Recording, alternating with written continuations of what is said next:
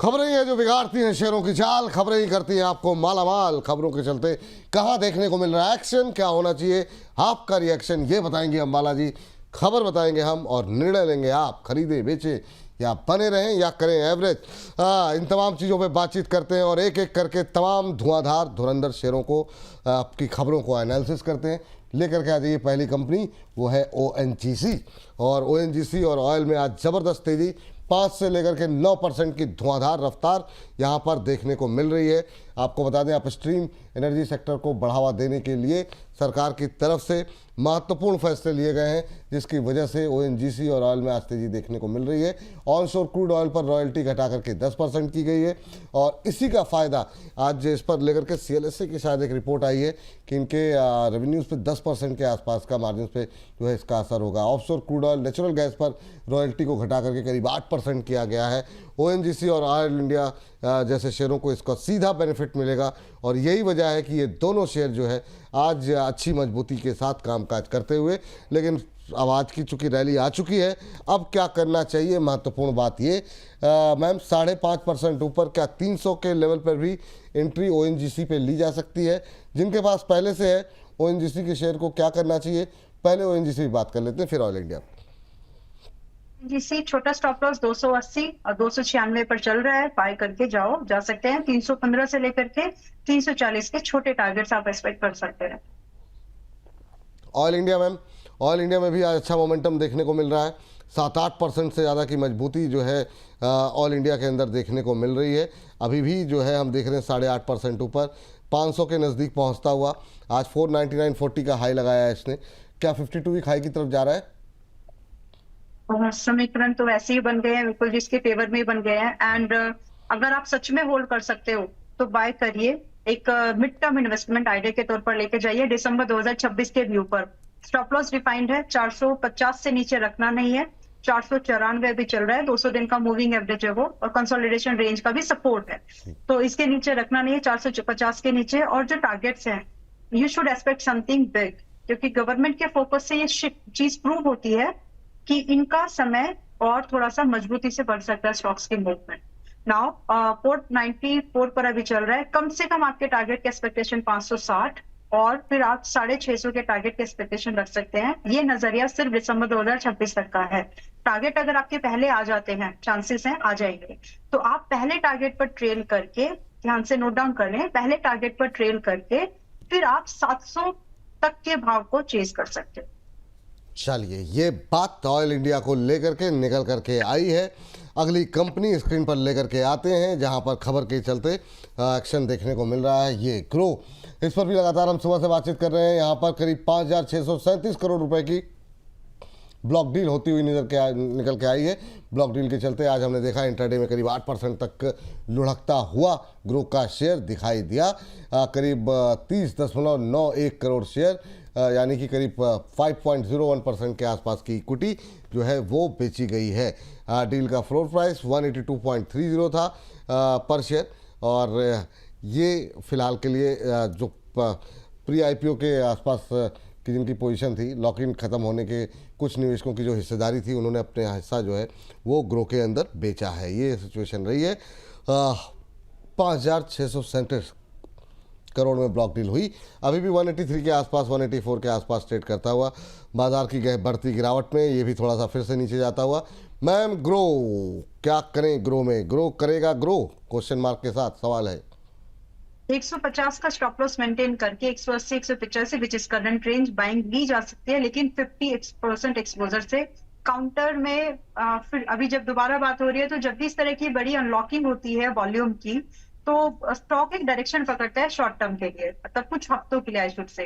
तो उसमें बड़े मूव की एक्सपेक्टेशन आप हमेशा रख सकते हैं। वो बड़े मूव अगर आपने स्टॉप लॉस नहीं लगाए तो बड़े नुकसान की तरफ भी जाते हैं, और अगर आपकी डायरेक्शन की तरफ है, जो कि लॉन्ग जनरली लोग करते हैं, तो वहां से आपको एक अपसाइड की अच्छी मूवमेंट भी दिख सकती है। सो फिलहाल के लिए बाय है, लिमिटेड एक्सपोजर पर 150 के स्टॉप लॉस पर 210 और 250 के टारगेट्स के लिए, लेकिन लिमिटेड एक्सपोजर रखना उतना मजबूत नहीं लग रहा है।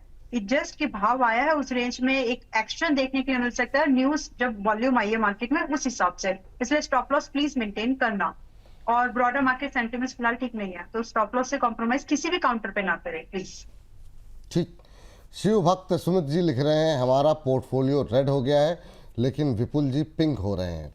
आज लेडीज़ फर्स्ट वाले सवाल ही चल रहे हैं। 500 बार सवाल पूछ लिया है लेकिन इग्नोर किया जा रहा है। ऐसा कुछ नहीं है और ठीक है, अच्छी, इसमें गलत बात क्या है? अगर महिलाओं को थोड़ी सी वरीयता कम से कम सवालों में ही मिल जाए तो उसमें मतलब मुझे लगता नहीं कोई आपत्ति होनी चाहिए आपको।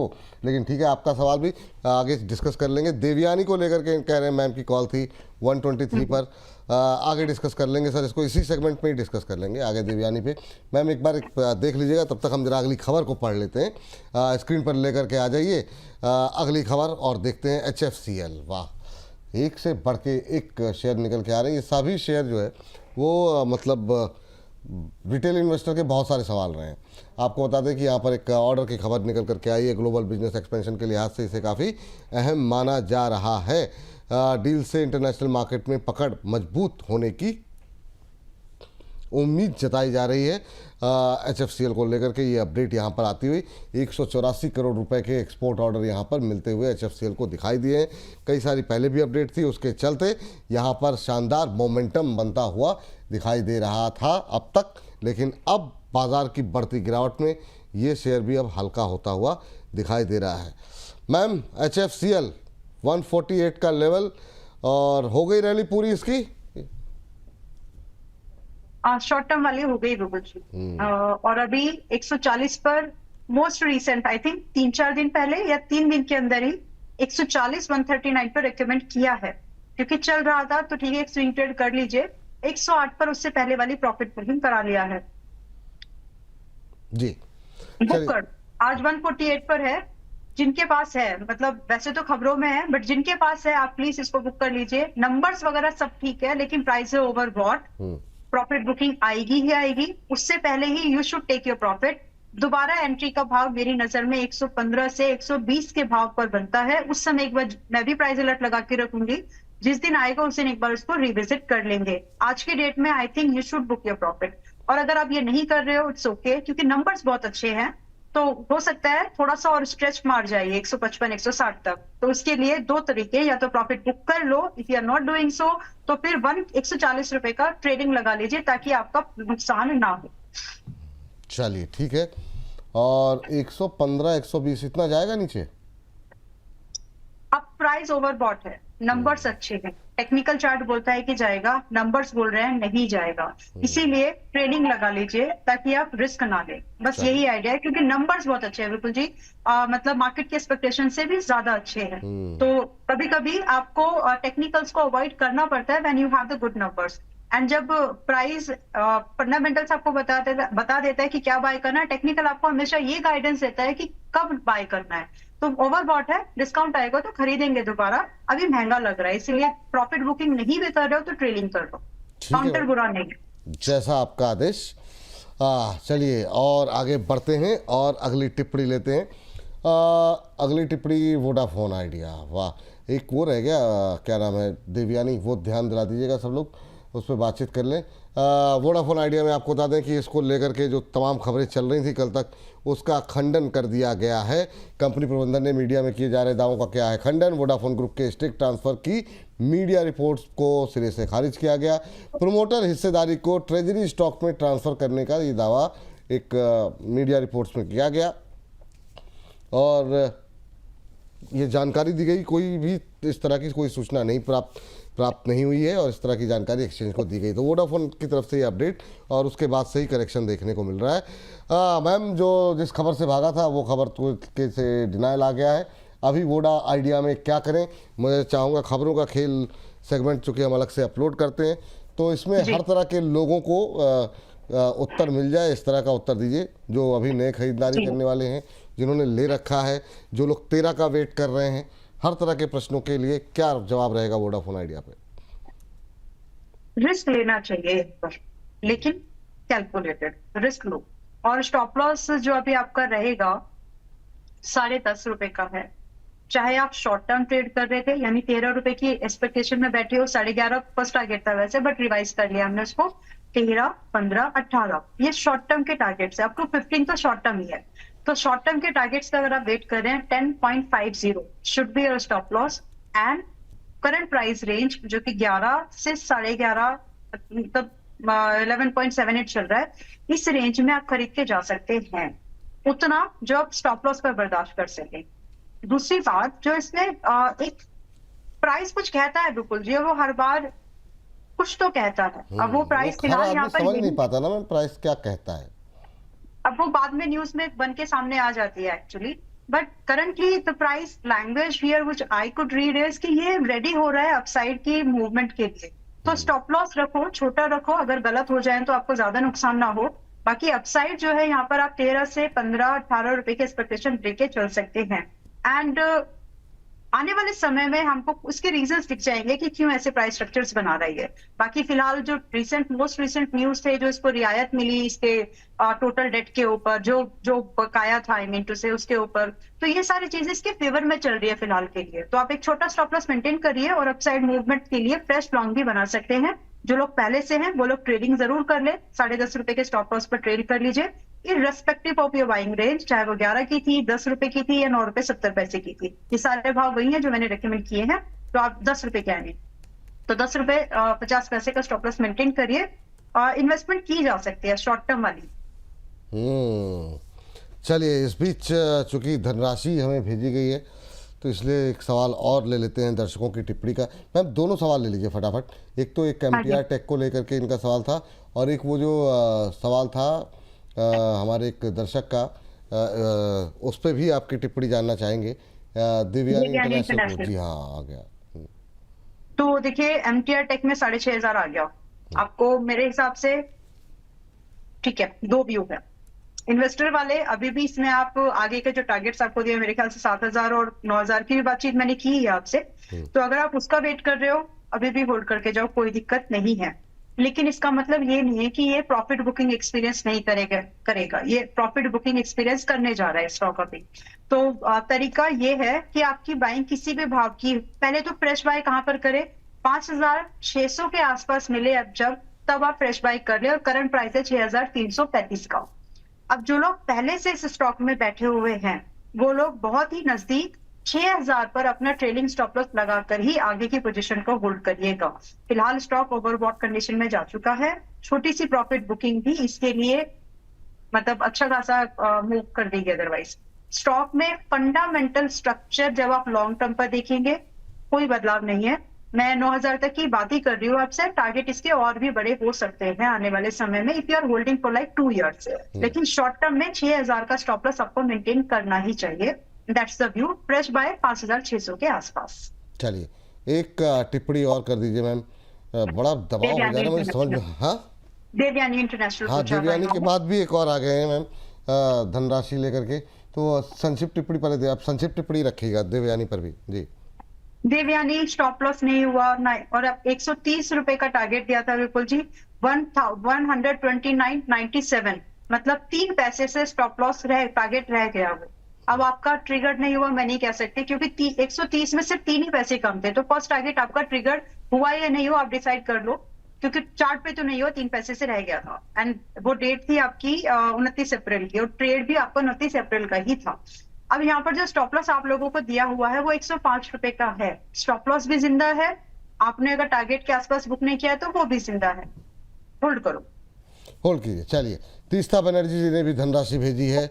गुड आफ्टरनून कह रही हैं, one more girl I want to ask Ambala ji if I can enter right now in MV photo and transformer. हाँ, MV photo and transformer and rectifier, I mean in current price. नहीं mean का क्या मतलब, अभी right now का मतलब ही यही हुआ, करंट प्राइस पे ही करेंगे फिर। चलिए तो हाँ, तो वो जानना जी। Yes ma'am. MV photo with a view for 6 months, yes. With a view for 2 weeks, no. Entry level अगर आपको देखना है, आपको इसमें 264 पे चल रहा है, बहुत ज्यादा चांसेस है 240-45 आएगा, वहां आप अपनी एंट्रीज बना सकते हैं 6 महीने के दायरे पर। लेकिन आज ना 2 हफ्ते की एंट्री है और ना ही आपके 2 महीने की मतलब ना ही 2 क्वार्टर्स की एंट्री है। तो थोड़ा सा होल्ड कर जाइए, I mean best price entry करने के लिए होल्ड कर जाइए। ये स्टॉक मेरी रिकमेंडेशन में विपुल जी 205 के भाव से अभी मोस्ट रिसेंट आया, उसके बाद ये जो पूरा देखा हमने अपसाइड मिला है, बट फिलहाल एंट्री मत करिए, थोड़ा सा महंगा है और ये चलेंगे इसलिए मिस मत करना, इनको सही भाव पर दोबारा कैच कर लीजिएगा।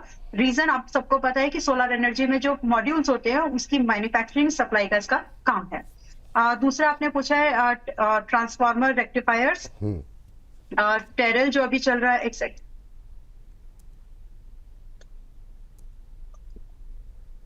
टेरल जो अभी चल रहा है आपका 300.60 के पास में चल रहा है।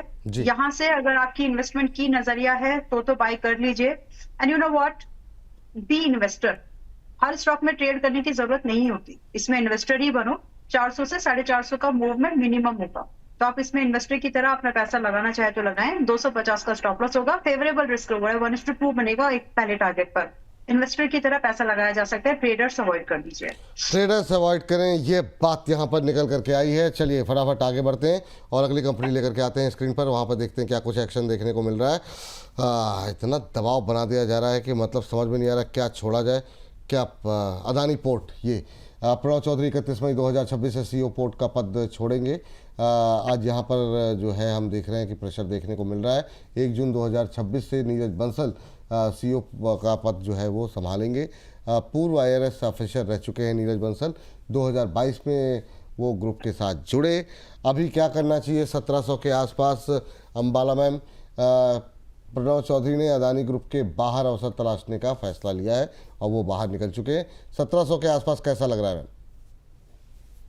हो सकता है वो हमको JSW इंफ्रा में दिख जाए बहुत जल्द। एनीवेज 17 ये अंदर की खबर तो नहीं है मैम? नहीं, इंडस्ट्री का एक्सपीरियंस पीयर्स को जो उनके जहां पर हो सकता है, इंडस्ट्री टू इंडस्ट्री ज्यादा है नहीं, तो इसीलिए बस आइडिया लगाया है। फ्यूचर में देखते हैं कि कितना सही होता है या गलत होता है। अंदर की न्यूज कुछ नहीं, जस्ट एनालिसिस। अभी ये चल रहा है आपका अडानी पोर्ट्स 1693 के पास में। यहाँ से जो शॉर्ट टर्म वाले हैं उनको ट्रेडिंग की सलाह है विपुल जी 1650 पर। जो इन्वेस्टर्स हैं उनको बिल्कुल डेली प्राइस देखो मत, वरना बड़ा पैसा नहीं बनेगा। अभी बन चुका है, उसको संभालो और बनने देने के लिए इसको बाय करके साइड में रख दो। फिलहाल के लिए जो एज एन इन्वेस्टर वाले टारगेट्स हैं, शॉर्ट टर्म वालों की बात कर चुके हैं, 1650 का ट्रेलिंग। और जो इन्वेस्टर्स हैं, आपको जब टारगेट दिए हैं आपको 1800, 2000, 2500 के, वो एक दिन का बात नहीं है। तो आप आराम से नॉइस कट करिए, बिजनेस को समझो, पोटेंशियल को समझिए और उसके हिसाब से अपनी इन्वेस्टमेंट के आइडिया लीजिए। एंड वैसे भी इस कंपनी में जो मेन जो चलाते हैं उनकी कार्यशैली को समझने की कोशिश कीजिए। I am learning from you ji, कार्यशैली। तो उनके काम करने का जो पैटर्न है, करना है तो करना है। I am talking about mister Adani, mister Gautam, right, mister Adani. तो डाउट ही नहीं है, राइट, बाय करके होल्ड करके चल लीजिए। इन्वेस्टर वाली बातें हैं ये, और ट्रेडर्स के लिए 1650 का स्टॉप लॉस है। चलिए ठीक है मैम, आखिरी के मिनट बचे हुए हैं बिल्कुल। अब हालांकि खबरें काफ़ी सारी हैं, लेकिन छोड़ देते हैं, या तो कुछ खबरें छोड़नी पड़ेगी। लेकिन अगली कंपनी शॉर्ट में मैं कर देती हूँ, बताइए। एक खबर, बहुत सारे नतीजे भी हैं, तो या तो हम एक आध नतीजे पैराडी फॉस्फेट को लेकर के मैम जरा देख लीजिए, काफ़ी सारी क्वेरीज थी। हाँ, आज ही रिकमेंड किया है ना? हाँ, रिकमेंड किया है, कोई बात नहीं मैम, लेकिन ले लेते हैं। आपने रिकमेंड किया आज? हाँ हाँ, ये बिल्कुल दिमाग से निकल गया। Paradeep phosphate 9% down, revenue 12% up, EBITDA 15% up, margin 9% पर फ्लैट। अभी क्या करना मैम? देखिए 127, 130 की रेंज में बाय दिया है। आपके टारगेट इंट्राडे वाला 132 था, 135 था, नहीं आया। अभी 150 से लेकर के 170 के टारगेट के एक्सपेक्टेशन में आप इसको आज भी बाय करके जा सकते हैं। नंबर्स खराब हैं, आई अंडरस्टैंड, उतने भी नहीं है क्योंकि इंडस्ट्री में कोई खास ऐसा मूवमेंट फिलहाल बचा नहीं है, तो बाय करके जाओ। रिस्क छोटा है सिर्फ इसलिए, तो आप इसमें बाय एंड होल्ड का व्यू लेकर के जा सकते हो। ठीक मैम, दो कंपनियां हैं, क्योंकि हम सोच रहे हैं कि ऐसे ही शेयरों पे लगाए जाएं जो कि 100-200 के आसपास के हों। सुजलॉन पे एक बार इस सेगमेंट के लिए आपका व्यू क्या होगा करंट लेवल पे, जिस तरीके से नीचे जा रहा है? और दूसरा, विशाल मेगामार्ट पे बहुत सारी क्वेरीज थी, ये भी एक ऐसा शेयर है कि काफ़ी लोग जो है लगातार सवाल पूछ रहे हैं, 52 के भी नीचे गया। ओह, सुजलॉन पे और विशाल मेगामार्ट पे मैम? तो विशाल मेगामार्ट अभी नहीं खरीदिए, पुरानी बाइंग नहीं है तो छोड़ दीजिए फिलहाल, ठीक है। इसको हम एक बार ना दोबारा रिविजिट कर लेंगे विपुल जी 110 के आसपास। अभी 119 चल रहा है, 2-3 दिन इसको छोड़ देते हैं, या फिर अगर एक बार ये ब्रेकआउट कर दे वापस से 126 का, then also we can buy. But 119 पर नहीं, क्योंकि इनडिसीजन दिख रहा है, कहां पर स्टॉप लॉस लगेगा वो क्लैरिटी नहीं है। करंट एंट्री के साथ में स्टॉप लॉस पड़ा है, इसलिए फिलहाल छोड़ देते हैं, या तो 126 के ऊपर या फिर 110 के पास में। और दूसरा जो आपने सुजलॉन पूछा है, सुजलॉन 50 रुपए का स्टॉप लॉस है, हिट हो जाएगा, एज जो लग रहा था वैसे ही हो भी रहा है। तो जो लोग हैं, रिक्वेस्टेड है प्लीज 50 रुपए के नीचे नहीं जाना, अदरवाइज बात खराब हो जाएगी। तो फिलहाल के लिए व्यू इतना ही है कि अगर आप आज बाय कर रहे हो रिस्क लो, लेकिन 50 रुपए के स्टॉप लॉस हिट होने की गुंजाइश एंड प्रोबेबिलिटी है, और उसके नीचे आपको जाने की सलाह बिल्कुल नहीं है मेरी। तो फिलहाल जो है वो होल्ड कर जाइए, बाकी देखते हैं, जिन्होंने नहीं किया वो छोड़ ही दो आज, क्योंकि वो होना ही है, 50 स्टॉप लॉस होने जैसा लग ही रहा है। मैं सुबह जब आपको बता रही थी एनर्जी और डिफेंस इन सब में, उस समय ये गिरे नहीं थे, गिरने वाले थे जैसे लग रहे थे, और देखिए अभी ये आप ऑटो देख लो, आप निफ्टी एनर्जी देख लो, उनमें गिरावट आ चुकी है अच्छी खासी। तो फिलहाल छोड़ देते हैं।